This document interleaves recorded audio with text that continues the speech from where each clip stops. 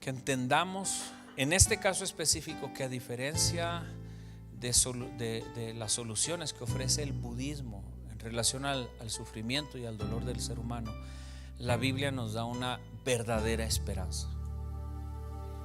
Y que esa esperanza no depende de una religión, ni depende de un personaje central, ni depende de nosotros mismos. Que usted y yo no somos suficientemente buenos, que no hay nada, pero absolutamente nada dentro de nosotros que le dé solución a un problema que solamente Dios puede arreglar. Y que si queremos respuestas y que si queremos soluciones de fondo, lo único que podemos hacer es ir y beber de la fuente de gozo que es Dios, beber de la esperanza que Él nos da. Estamos estudiando el material auxiliar que trae la Biblia del pescador. Nada más para repetir a los que no han estado aquí en las clases anteriores o en los estudios anteriores, de que escogimos esta Biblia para estudiar su material auxiliar, porque esta Biblia trae recursos que nos van a ayudar a evangelizar a otras personas, nos van a llevar por paso a paso cómo ayudar a una persona que está en depresión, que está en ansiedad, que está en drogas, cómo evangelizarlo, qué citas bíblicas utilizar. Y también estamos aprendiendo a través de ella lo que es apologética. Ahora, apologética no tiene en mi oficina. Gracias, Martita.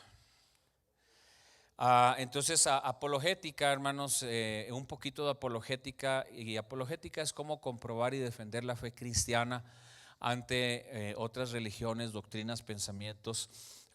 ¿Qué dice la Biblia y cómo responder a posiciones doctrinales diferentes al cristianismo? Cómo probar y defender la fe cristiana ante la postura de religiones como mormones, testigos de Jehová, católicos. No para pelear. Sí, acuérdese que a mí no me gustan los cristianos peleoneros. Sí, porque un pleito ni ganado es bueno. Y vaya conmigo, vamos a comenzar en primera de Pedro capítulo 3 verso 15 y vamos a ver cuál es la intención de una clase como esta, y que nos quede bien claro que no tiene por intención crear cristianos peleoneros, sino que podamos entender la diferencia de lo que nosotros como iglesia cristiana creemos en relación a eso. Hoy vamos a ver budismo, ¿verdad? La semana pasada vimos la postura de la Biblia en relación a los ateos, al ateísmo. Y ahora vamos a ver la posición de la Biblia en relación al budismo. Estuve así de cerquitas de brincarme la parte de budismo, porque pues aquí no hay muchos budistas en nuestra región, ¿verdad? Yo creo que los contamos con el dedo de una mano los que estarán aquí en la ciudad. Pero como el budismo es una religión muy famosa, muy conocida, yo creo que a nivel mundial, me pareció que era importante que al menos como cristianos y como iglesia nosotros tuviéramos un entendimiento de la diferencia entre la enseñanza del budismo y la enseñanza bíblica, para que podamos entender la parte espiritual de lo que nosotros creemos en comparación a lo que ellos creen. Otra vez, no para pelear, no para discutir, sino para darle, yo creo que elevar nuestro entendimiento y al mismo tiempo el valor de lo espiritual que es nuestra fe, y de lo poderosa que es la fe que nosotros profesamos que tenemos para darle esperanza a la humanidad. Primera de Pedro capítulo 3 verso 15 dice: sino santificad al Señor en vuestros corazones. Entonces todo comienza por honrar a Dios. todo lo que hagamos en la vida cristiana, aún el aprender apologética y cómo probar y defender nuestra fe ante otras doctrinas y religiones, etcétera, tiene que tener como fondo honrar a Dios. Si no honra a Dios, si yo termino peleado con esa persona, si yo termino en una discusión que no llevó a ningún rumbo y no honró a Dios, aunque yo haya ganado el debate, no tiene sentido. La Biblia dice, sino que honrad al Señor. Dice, sino santificad a Dios, el Señor, en vuestros corazones, y estad siempre, diga conmigo, siempre preparados. De eso se trata un estudio bíblico como este, de estar preparados. Mi hijo David está jugando béisbol, ¿verdad? Está en un equipo de béisbol. Y al béisbol le dicen el rey de los deportes, porque es el único deporte en el que un solo jugador está enfrentando a 9 al mismo tiempo y todos están ahora sí que tramando en contra de él, ¿verdad? El bateador está ahí y el pitcher está viendo cómo tirarle una bola a la que no le pegue, y el catcher está tratando de a sus espaldas darle señales al pitcher para que y todos los demás jugadores allá están esperando que les llegue a ellos la pelota, pero están preparados, ¿verdad? Porque no saben a quién le va a llegar.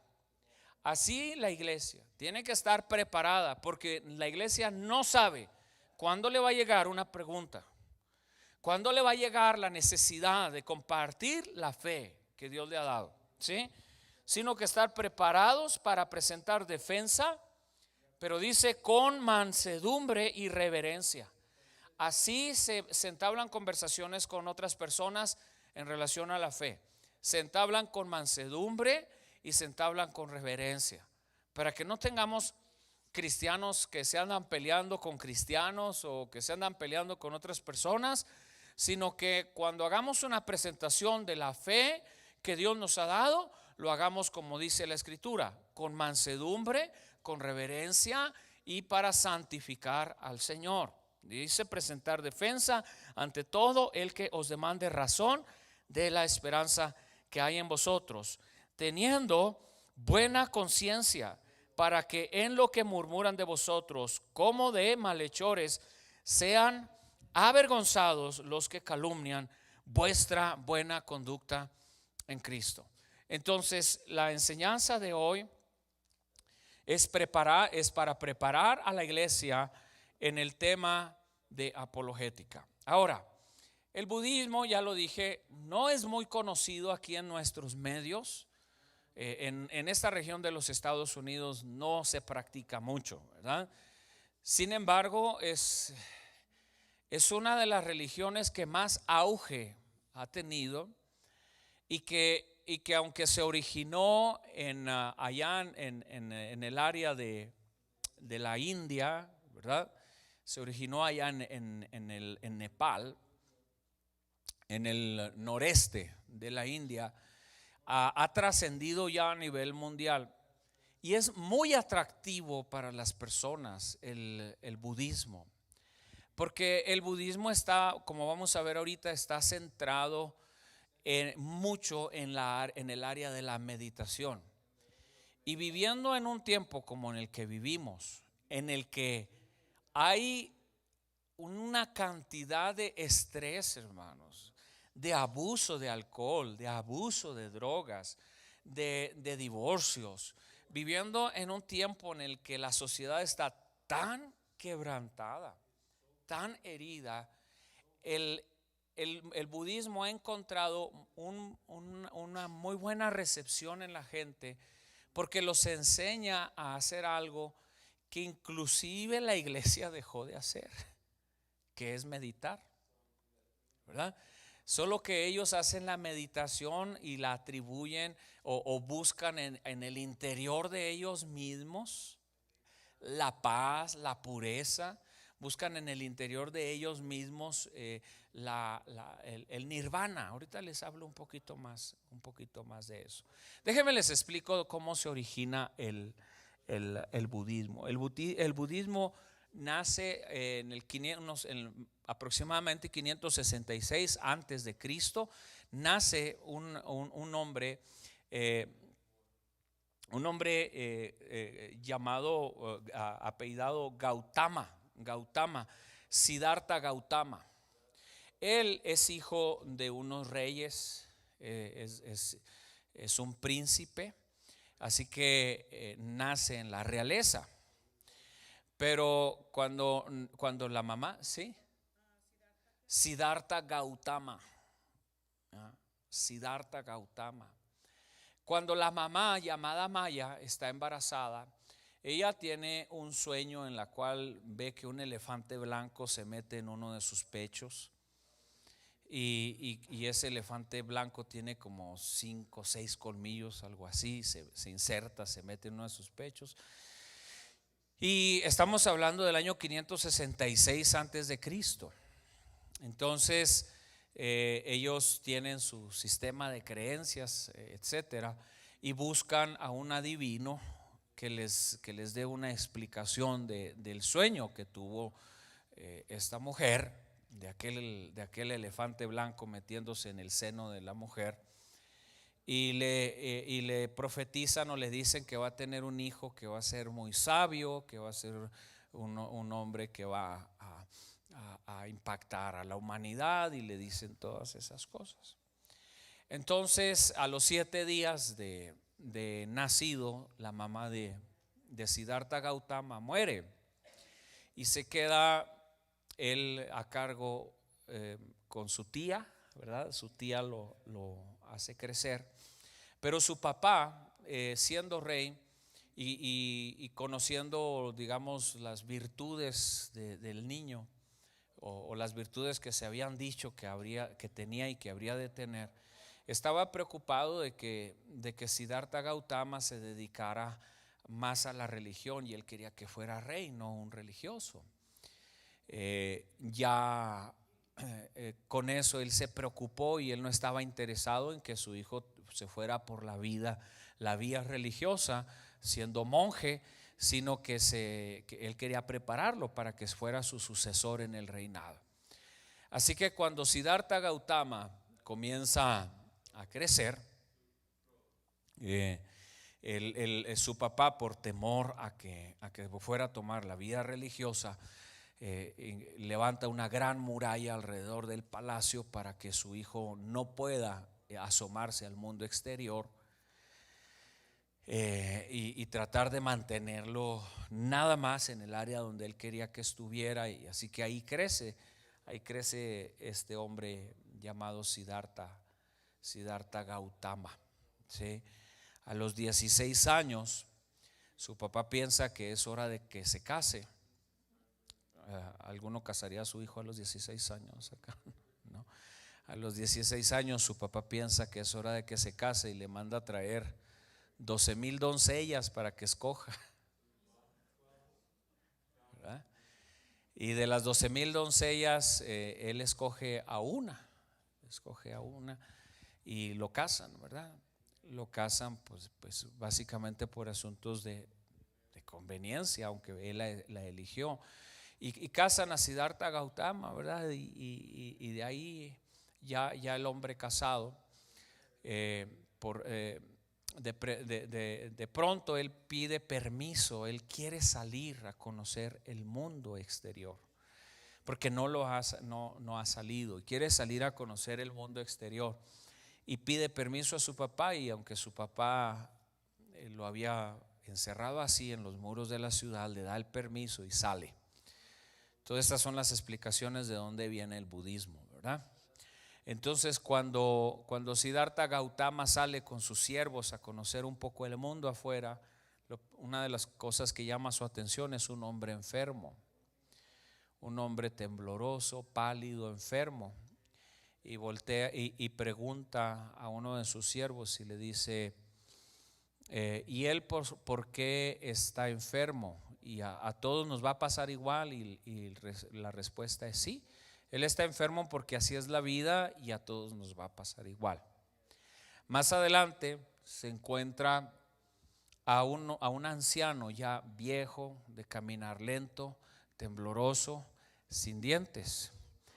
Y él pregunta, él dice, ¿y él por qué está así? Y vuelve a preguntar, ¿a todos nos va a pasar igual? Le dicen sí. Él está viejo porque así es la vida. Uno se hace viejo y a todos nos va a pasar igual. Vuelve a seguir caminando y se encuentra a un hombre que es llevado al cementerio a sepultar y lo llevan cargando. Y él vuelve a preguntar que si qué le pasó y que si que así a todos nos va a pasar igual, y recibe la misma respuesta.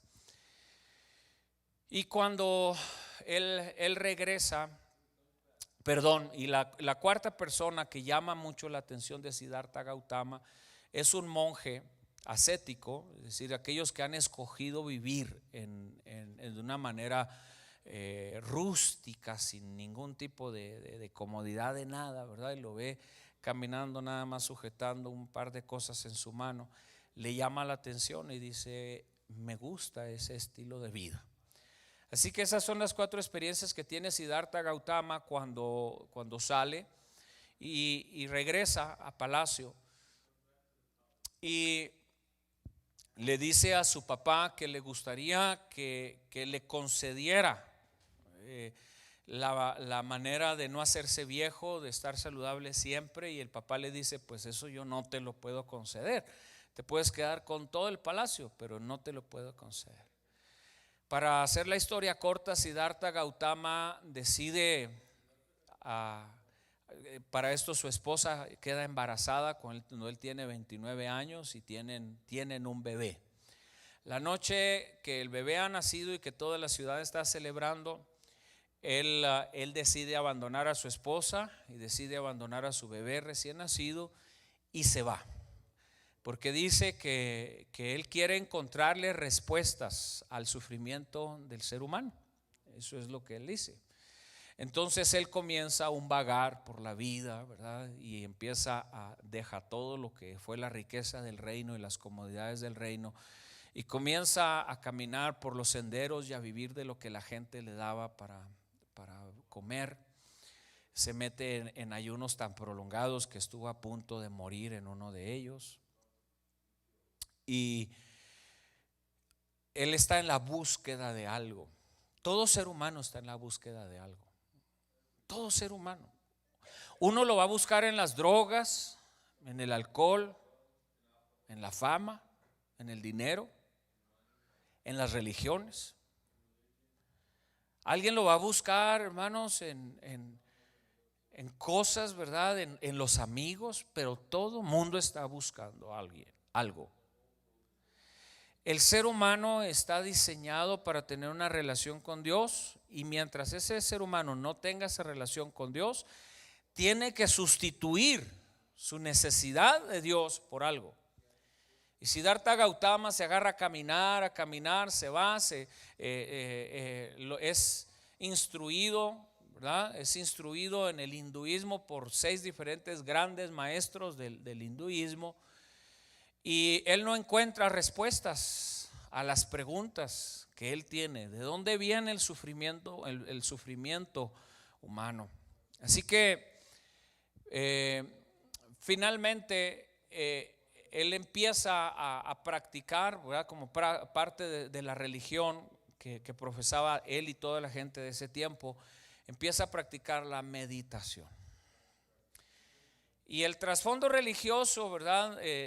Tanto del hinduismo como del budismo, es que ellos creen en el famoso karma, ¿verdad? La ley de la causa y el efecto, de que a toda causa le corresponde un efecto, y ellos creen en la reencarnación.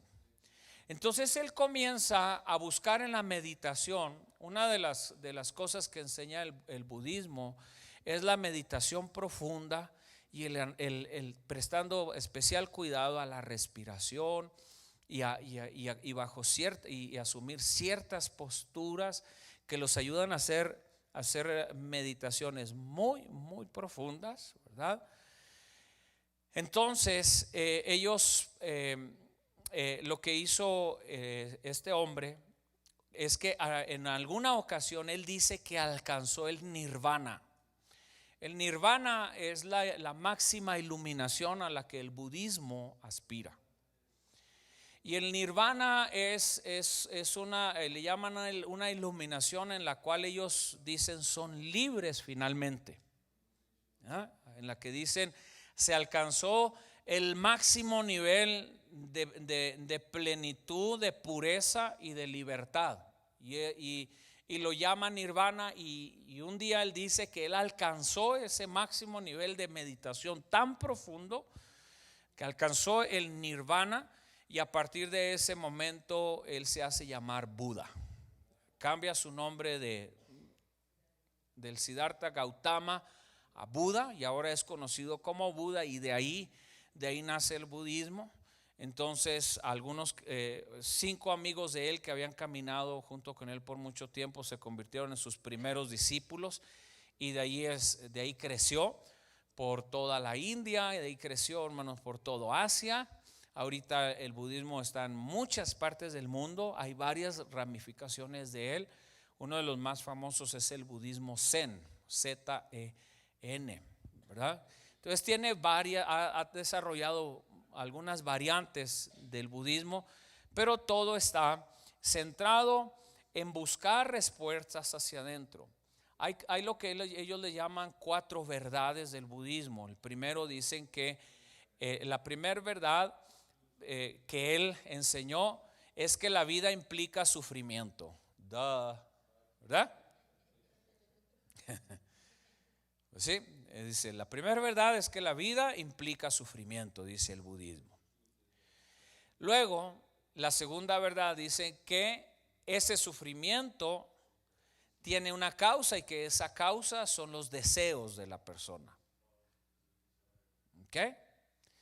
Luego, la tercera verdad que ellos dicen es que esa persona puede, una vez que identifica el origen, puede eliminar, ¿sí? Atacando el deseo, puede eliminar el sufrimiento en el ser humano a través de seguir 8 pasos. Y esas son la cuarta verdad de ellos, que hay que seguir un proceso, un camino, ¿verdad? Que incluye la meditación profunda, incluye valores. El budismo no incluye a ningún dios. El budismo no profesa. Fueron años después que declararon a Buda un dios. Pero el budismo no incluye a un dios. Ellos no integran a ningún dios, porque ellos buscan la solución a los problemas del ser humano dentro del ser humano. Entonces el budismo lo que dice es: no es necesario un Dios para ser salvos, no es necesario un salvador. Lo único que se necesita es aprender a ser suficientemente bueno en la meditación y empezar a purificar el estilo de vida, eliminando los deseos a través de la meditación, para con eso eliminar el sufrimiento. Y entonces ellos creen en la reencarnación. Y cuando Siddhartha Gautama creció, pues él creció en la creencia también de las castas, como en la India. Usted lo sabe, en la India la gente está separada por castas, y nunca se mezcla una casta con la otra. Jamás se va a mezclar una con la otra. La más alta, yo no recuerdo su nombre ahora, brahmanes. La casta más alta entre ellos son los brahmanes. Y ellos jamás se van a mezclar con alguien de otra casta diferente a ellos. Hay una casta, la más baja de ellos, que son considerados peores que los animales. Entonces, en el proceso de resurrección que ellos tienen, que ellos creen, asumen que de acuerdo al karma de la persona, de acuerdo a sus acciones, de acuerdo al nivel al que ha profundizado, puede reencarnar o en algo peor o en algo mejor. Entonces, si ha mejorado su karma, puede llegar a reencarnar en algo mejor, pero si no, va a reencarnar en un perro, en un animal, en un gato, en una rata. Al grado de que en la India hay inclusive templos a las ratas, ¿verdad? Porque ellos en muchos casos piensan que son personas. Un amigo misionero mío, Agustín, él estuvo algunos años allá en la India y dice que hay personas, dice que había un perro enseguida de la casa donde ellos vivían y que ese perro estaba sarnoso, lleno de sarna, pero que no lo mataban porque creían que podría ser un familiar, ¿verdad? Entonces a esos extremos, hermanos, llegan las cosas allá. Entonces en la India es difícil que la gente encuentre esperanza, porque ellos han aceptado las castas impuestas. Entonces ellos dicen, es que yo nací en esta casta, yo aquí voy a permanecer. Entonces Buda estaba en contra de las castas. Él nunca aceptó las castas como algo correcto, como algo normal. Pero Buda lo que llegó a decir era que el máximo objetivo de una persona era conociendo las 4 verdades y siguiendo los pasos que ellos enseñaban, esa persona podía alcanzar el nirvana, podía alcanzar un nivel de pureza en el cual al morir ya no reencarnaría. Simplemente alcanzando el nirvana es el máximo nivel de iluminación en el cual, como una llama, ellos dicen como una vela, la llama de una vela que se prende, cuando se apaga, pero no sabes para dónde se va. Entonces ellos dicen el nirvana, cuando alcanzas el nirvana y mueres, ya alcanzando el nirvana como Buda, cuando mueres, dicen, tu vida simplemente se apaga como una llama, nada más. Y ellos dicen, no se sabe a dónde va, no se sabe qué pasa con el alma de la persona, no se sabe nada, ¿verdad? Antes de alcanzar el nirvana, pues esas personas se supone que están reencarnando y reencarnando. De hecho, Buda en una de esas meditaciones dice que él pudo salirse de su cuerpo y visitar y conocer hasta 1000 vidas que él tuvo anteriormente. Yo pienso que aparte de la meditación se metió algo, pero ¿verdad? Anyways, ese es el background, ese es el contexto que hay alrededor del budismo, ¿verdad? Y de ahí vino este hombre llamado posteriormente Buda. ¿Okay? Ahora, ¿qué dice la Biblia en relación a eso? ¿Qué hay? Vayan conmigo ahí a la página 12 de sus Biblias y vamos a tratar de encontrar respuestas bíblicas a algunas de las respuestas. Ahí viene una explicación mucho más breve de lo que yo les acabo de explicar, ¿verdad?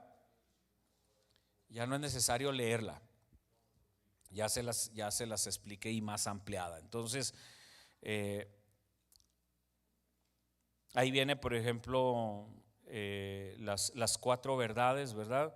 Dice, toda la existencia implica sufrimiento o frustración. El sufrimiento es hijo del deseo y el sufrimiento puede ser destruido o aniquilado si se elimina el control ejercido por los deseos y existe un sendero, una ruta necesaria para llegar a la meta.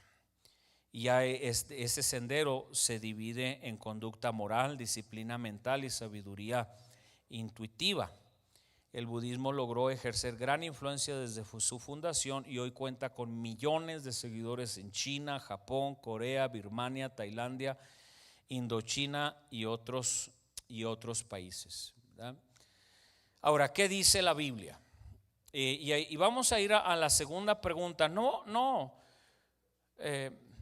Vamos a la primera, pues, ¿ok? Porque acuérdense que ellos dicen que una vez que se alcanza el nirvana, el alma nada más se apaga y no se sabe para dónde va, ¿verdad? Entonces, lógicamente ellos no creen en la existencia del infierno. Hoy no voy a tocar mucho el tema del infierno, porque lo vamos a tocar cuando tratemos el tema de los testigos de Jehová. ¿Okay? Hoy hablando de hinduismo me quiero enfocar en otras partes del hinduismo. Pero ¿qué dice Marcos 9:47 o qué dice la Biblia en relación al infierno? Vayamos, hermano. Acuérdense que estamos aprendiendo a utilizar el índice en cadena de la Biblia del pescador. Así que vaya conmigo a Marcos capítulo 9, verso 47. Los miércoles son miércoles de enseñanza. En otras palabras, el miércoles usted viene a la escuela bíblica. Dice: y si tu ojo te fuere ocasión de caer, sácalo. Mejor te es entrar en el reino de Dios con un ojo que teniendo dos ojos ser echado al infierno. Nadie, pero absolutamente nadie en el Nuevo Testamento habló más del infierno que Jesús. Ni Pablo, ni Pedro, ni Juan, ninguno de los discípulos, ninguno de los autores del libro del Nuevo Testamento habló más del infierno que el Señor Jesucristo. Ya veremos un poco más de eso más adelante. Vaya a la nota del 9:47 abajo, donde dice apologética, budismo zen, espiritismo, testigos de Jehová, nueva era, gnosticismo, rosacruces. Y viene una pregunta: ¿el infierno no existe? Y dice: y la doctrina de un castigo eterno para los que no creen en Jesús y no obedecen sus mandamientos es completamente bíblica. Y de ahí nos manda segunda de Tesalonicenses 1:7-9. Vayan conmigo para allá. ¿Qué les dije? Segunda de Tesalonicenses 1:7-9.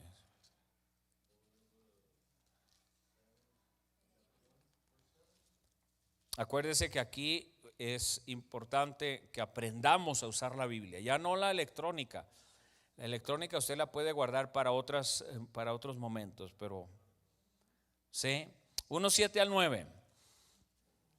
Y vosotros que sois atribulados, daros reposo con nosotros mismos cuando se manifieste el Señor Jesús desde el cielo con los ángeles de su poder en llama de fuego para dar retribución a los que no conocieron a Dios ni obedecen el evangelio de nuestro Señor Jesucristo, los cuales sufrirán pena de eterna perdición, excluidos de la presencia del Señor y de la gloria de su poder.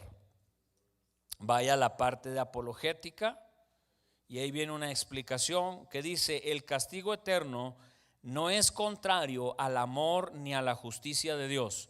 Los que rechazan la salvación que viene de Jesús sufrirán el castigo de sus propios pecados.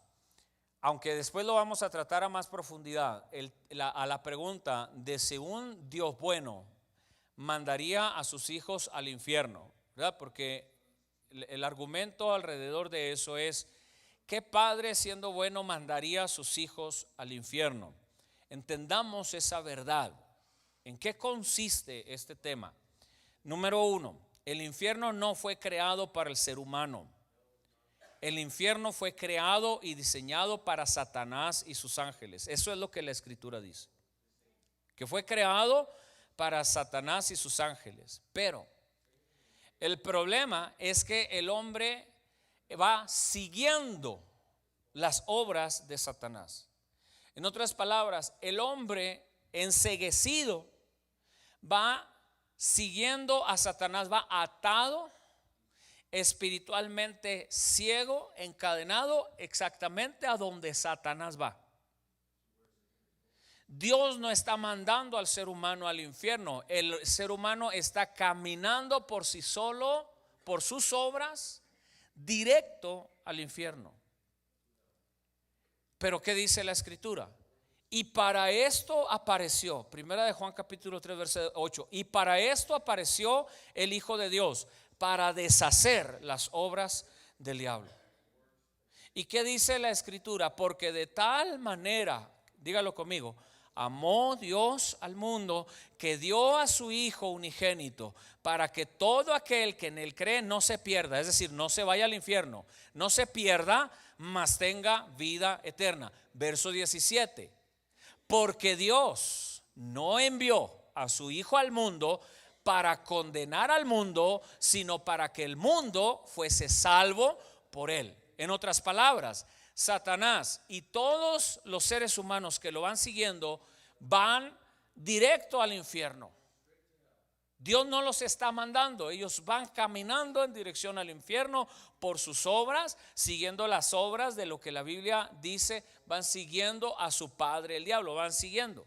Entonces Dios envió a su Hijo a morir en la cruz del Calvario para buscar y salvar lo que se había perdido. En otras palabras, el sacrificio de Jesucristo consiste en que Él vino a dar su vida para rescatar a aquellos que yendo camino al infierno sean sacados de ese camino. Y dice la Biblia, porque ancho y espacioso es el camino que lleva a la perdición, mas angosto es el camino que lleva a la vida eterna. Entonces Jesús apareció para sacar al ser humano de ese camino y nos envió a nosotros como mensajeros para poderle decir a la gente: por favor, no vaya por ese rumbo, no siga por esa vida, por ese estilo de vida, porque ese estilo de vida va a condenación. Venga a Jesucristo, venga a Él. Él lo ama, venga, no siga por ahí. Cuidado, hay caminos, dice la Biblia, que al ser humano le parecen caminos de bien, pero su final es camino de muerte. Entonces el evangelio es poder decirle a esa gente: salga de ahí, por favor, mamá, papá, hermano, familiar, vecino, salga de ahí, porque ese camino va a muerte. Por favor, salga. Jesucristo murió por usted. Eso es cristiano, el evangelio que predicamos. Entonces, que no nos digan que como un Dios bueno va a mandar a la gente al infierno. Dios no va a mandar a la gente al infierno. La gente va siguiendo a Satanás hacia el infierno. Y el amor de Dios consiste en que Él envió a su Hijo al mundo para rescatar de ese camino de muerte al ser humano. Ese es el verdadero significado del amor de Dios para sacar del infierno a la gente. ¿Sí? Amén. Y dije que no iba a hablar de infierno, así es de que vamos a regresar. Vamos a regresar a la segunda pregunta que viene ahí en la página 12. Y pregunta lo siguiente: ¿elimina el dolor en nuestra vida el conocimiento de 4 verdades del budismo y el cumplimiento de 8 pasos? Vamos a ver qué dice la escritura, Isaías 51, 11 y 12. Ahora, vivimos en un mundo de mucho dolor. ¿Estamos de acuerdo, hermanos? Vivimos en un mundo de mucho dolor, donde el ser humano sufre.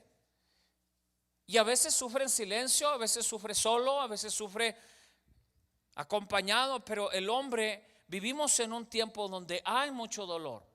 La alternativa del budismo es: tú puedes superar tu dolor a través de conocer las 4 verdades y seguir estos 8 pasos. Pero ¿qué dice la Biblia? ¿Cómo nosotros podemos vivir en la realidad de que en el mundo hay mucho dolor? Mire, Isaías 51 dice: ciertamente volverán los redimidos de Jehová, volverán a Sión cantando, y gozo perpetuo habrá sobre sus cabezas. Tendrán gozo y alegría, y el dolor y el gemido huirán. Mire verso 12: yo soy vuestro consolador.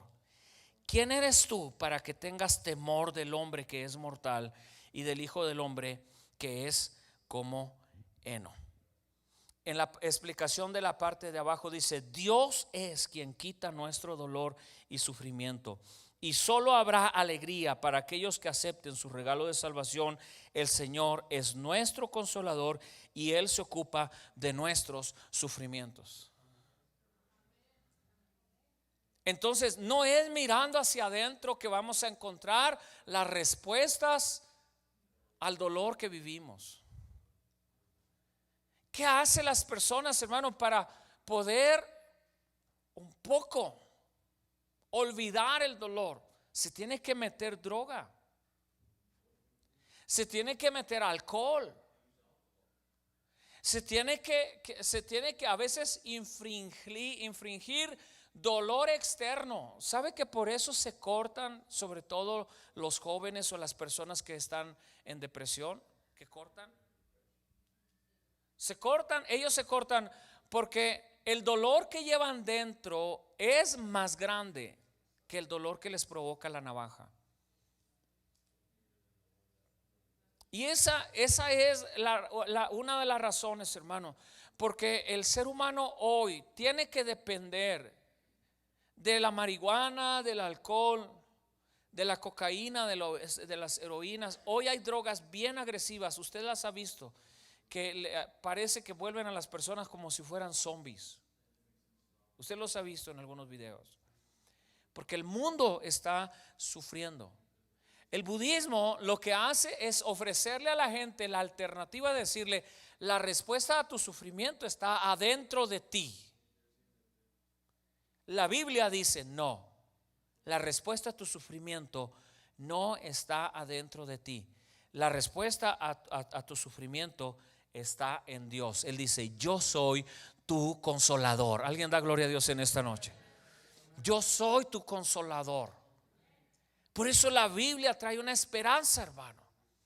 Una esperanza que no está hacia adentro del ser humano. No importa que tan profundo meditemos y que tantas verdades busquemos dentro de nosotros, hasta que no volvamos a Dios. Hasta entonces, hermano, el ser humano no va a encontrar jamás, nunca, el gozo que su alma necesita. De ahí nos manda a Mateo capítulo 25, verso 22. Dice: y llegando también el que había recibido 2 talentos, dijo: Señor, 2 talentos me entregaste, aquí tienes, he ganado otros 2 talentos sobre de ellos. Su señor le dijo: bien, buen siervo y fiel, sobre poco has sido fiel, sobre mucho te pondré, entra en el gozo de tu Señor. Vaya la explicación de Mateo 25, 22 y 23. Ahí en la parte de apologética donde dice budismo. Y dice: Jesús usa esta parábola para explicarnos que Él es quien nos da gozo y lo da a quienes le son fieles y consecuentes con su gracia. ¿Ok? Entonces, hermanos, este es el mensaje que tenemos que aprender a dar a la gente. Y cuando usted ve a una persona en sufrimiento y en dolor y en abandono, hay que decirle esto: que el gozo del Señor es la verdadera fuente de felicidad del ser humano. Ni siquiera es la religión. Si usted está presentándole a la gente una religión y usted le dice: venga a la iglesia, pero no les está presentando a Dios, les está ofreciendo religión, pero no les está ofreciendo esperanza. Hello. Cuando usted le dice a la gente: ve a la iglesia, está bien bonita la alabanza, te va a gustar la alabanza, está bien, es una buena manera de invitarlos. Pero nuestro máximo objetivo no es enseñarle a la gente lo buenos que son nuestros músicos, sino lo bueno que es nuestro Dios. Cuando usted le dice a la iglesia, a la gente: vaya a la iglesia, el pastor predica más o menos, está suave, esa persona va a venir y poner su mirada en mí. Y si yo no soy lo que él espera, lo que él esperaba o lo que usted le dijo que yo era, esa persona se va a ir sin esperanza. Pero si usted le dice: ven, quiero llevarte a la iglesia para que adoremos a Dios, que busquemos a Dios juntos. Entonces usted no le está hablando del pastor, usted le está hablando de Dios. Yo le digo a la gente, cuando ellos quieren hablar bien de mí, un día lo voy a meter en problemas. Un día le puedo meter en problemas. No ande hablando tan bien de mí, lo voy a hacer quedar mal un día de estos, queriendo o sin querer, o como dijo el Chavo del 8, sin querer queriendo.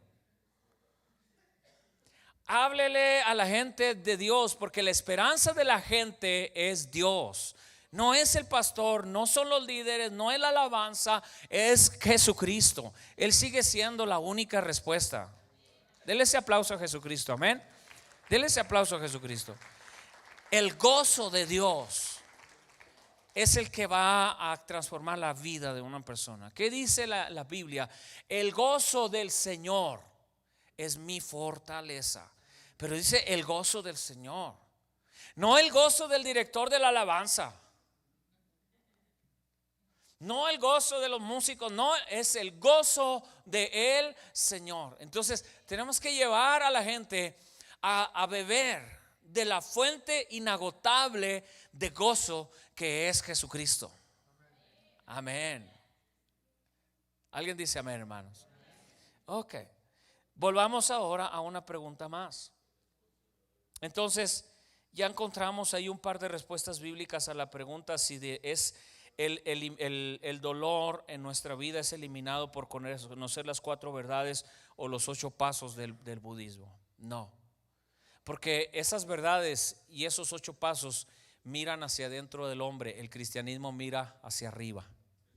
¿Qué dice la Biblia? Alzaré mis ojos a los montes. ¿De dónde vendrá mi socorro? ¿De los montes? No, mi socorro viene de Jehová, que hizo los cielos y la tierra. No dará mi pie al resbaladero, no se dormirá el que me guarda. Qué linda es la palabra, ¿verdad? No me busque porque predico. Siguiente pregunta: ¿es el todo de la vida eliminar el deseo y llegar al nirvana? Es decir, ¿de eso se trata la vida nada más? ¿Llegar al nirvana? Como lo dice el budismo. Vamos a Filipenses 4:19. ¿Por qué dije que el budismo es muy atractivo para mucha gente? Porque con tanto estrés en el que vive la sociedad, hermanos, tantas preocupaciones, tantas cosas, ellos encuentran un gran refugio en la meditación. Y sabe, hermanos, si aprendiéramos un poquito de eso, ¿sabe? Digo, no para que se haga budista, ¿verdad? Sino que aprendiéramos un poquito en el valor que tiene la meditación. ¿Sabe que los budistas Zen, Z-E-N, es el budismo que se practica en Japón?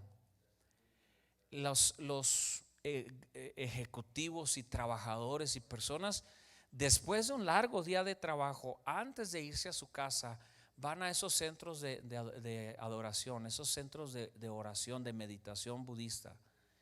Y ellos se meten ahí, después de un día largo de trabajo, de estrés, de todo, ellos van y se meten a esas meditaciones.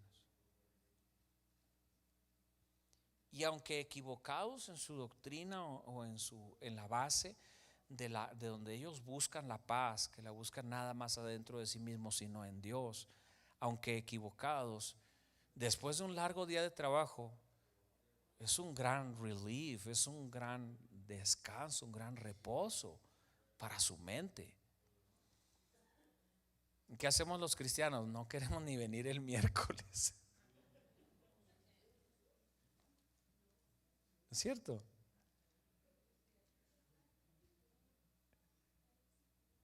¿Es cierto? Entonces, para que el que empieza a practicar el budismo dice, wow, qué bien se siente, porque de verdad se siente bien la meditación que ellos practican. El problema es que no hay salvación en lo que practican. Ese es un gran problema. Pero si el cristiano aprendiera a vivir en meditación, así como tener esa serie de disciplinas, que usted después de un largo día de trabajo, de estrés, de haya discutido con el jefe y que no le haya ido muy bien en el trabajo y todo, ¿verdad? que encontrar esos momentos para meditar en Dios. ¿Sabe que a mí no me gusta viajar? Y ustedes saben que viajo bastante. Pero una de las cosas que sí disfruto de viajar es eso, es ir solo, con grandes momentos para meditar. Porque ahí para dónde me voy. No me puedo poner a escribir, no me puedo poner a leer un libro, pero sí me gusta, puedo disfrutar de grandes momentos de meditar, grandes momentos. Y usted no sabe, bueno, creo que sí lo sabe, pero la paz que viene al espíritu de uno cuando uno encuentra esos momentos de orar, de meditar. Yo vengo y me siento aquí y no crea que me suelto hablando lenguas, ni ando rodando en el piso, ni nada. No, vengo a orar, meditar, o en mi oficina. Momentos a solas de quietud en la que, y lo peor que me puede pasar en ese momento es que suene el teléfono. Lo peor que me puede pasar es que alguien interrumpa ese momento tocando la puerta o algo, porque es como cuando usted se está comiendo un steak así, hermanos, de un New York steak de 12 onzas, término medio, ¿verdad? Y le mete el cuchillito y se deshace solo así. Y usted está comiendo rico y alguien lo interrumpe.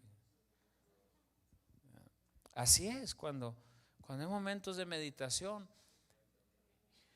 Es como perderse algo tan delicioso. Así que por favor aproveche esos momentos, pero en Dios, no en el budismo. No busque la solución adentro de usted mismo, búsquela en Él. Amén. ¿Dónde me quedé? ¿Filipenses qué? No me griten, hermanos. Dice, mi Dios pues suplirá todas las cosas conforme a sus riquezas en gloria. ¿En quién? En el pastor Jonathan. En Cristo Jesús, amén. Puesto los ojos en quién? En Cristo Jesús. Amén, aleluya. Déjeme apurarle porque ya se nos fue el tiempo.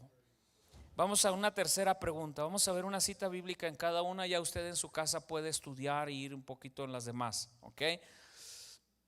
Está en nosotros todo lo que necesitamos saber y entender.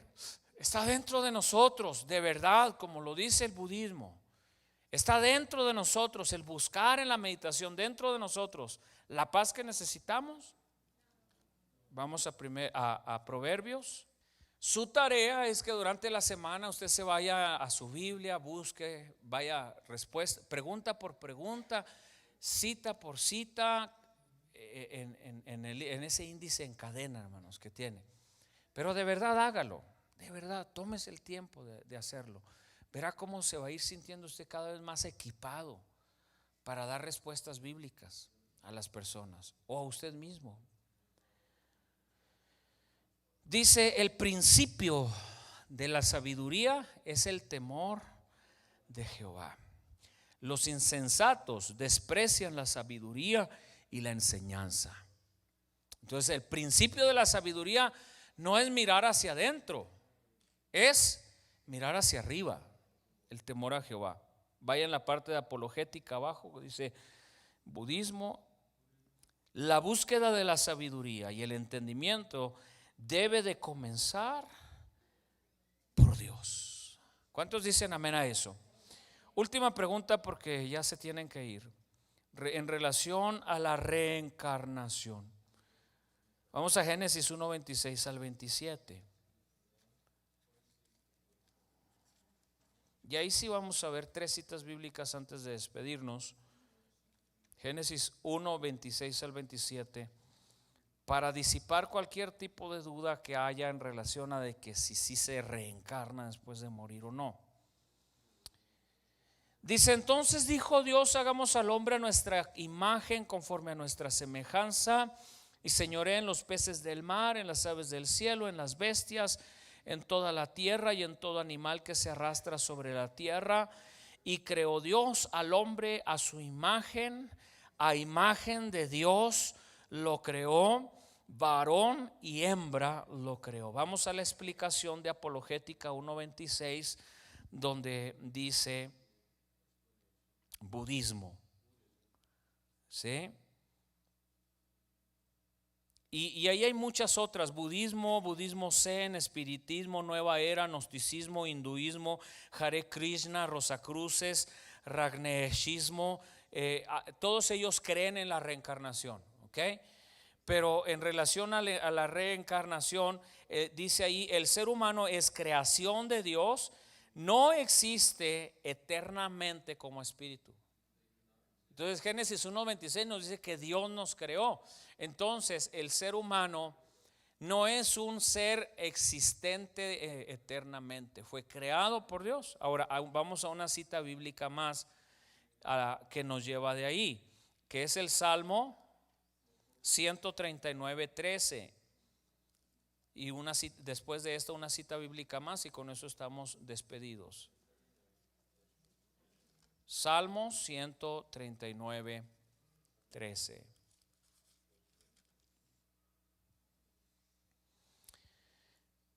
Porque tú formaste mis entrañas, tú me hiciste en el vientre de mi madre. ¿Sí? No en la reencarnación, no en un animal, no en un perro, no en un gato. Tú me hiciste en el vientre de mi madre. Vaya a la parte de apologética, en la parte de abajo del 139:13, y ahí dice: cada persona es creada por Dios y comienza a existir desde el vientre de su madre. Vamos a Hebreos 9:27, y es nuestra última cita bíblica de hoy. Hebreos 9:27, el otro fue Salmo 139:13, Génesis 1:26 al 27. ¿Sí? Ok. Hebreos 9:27. Y de la manera que está establecido para los hombres, que mueran, ¿cuántas veces? Una sola vez, y después de esto, el juicio. Entonces, bíblicamente no hay espacio para la reencarnación, y no hay ninguna base bíblica para creer que el hombre pueda reencarnar. ¿Ok? Ahora, ¿para qué traje el pizarrón si no lo usé?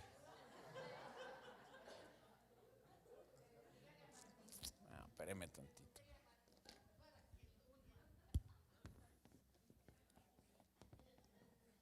Ya. Póngase sobre sus pies, hermano. Déjeme, porque no se sienta mal Martita, porque ella me la trajo, y Mayra. ¿Sí lo usé?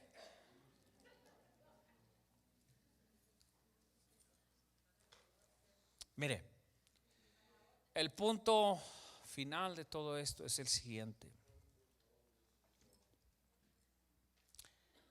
que entendamos, en este caso específico, que a diferencia de las soluciones que ofrece el budismo en relación al sufrimiento y al dolor del ser humano, la Biblia nos da una verdadera esperanza.